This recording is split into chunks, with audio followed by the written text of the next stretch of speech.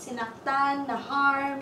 Teka lang, kinabahan ako bigla. Nag-warning siya. That means this is something different.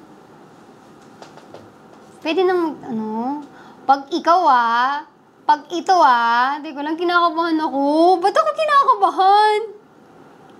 Ay, ano yun? Question. Yes? What's something that instantly puts you in a good mood?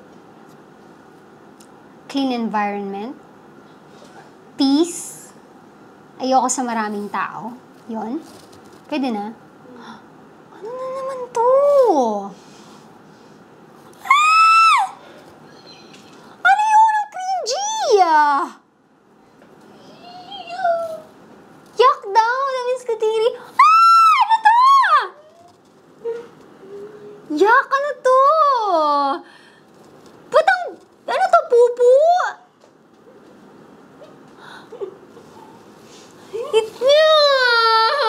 Magit ang pupu, Angel, Tapos nilagay mo pa sa bola.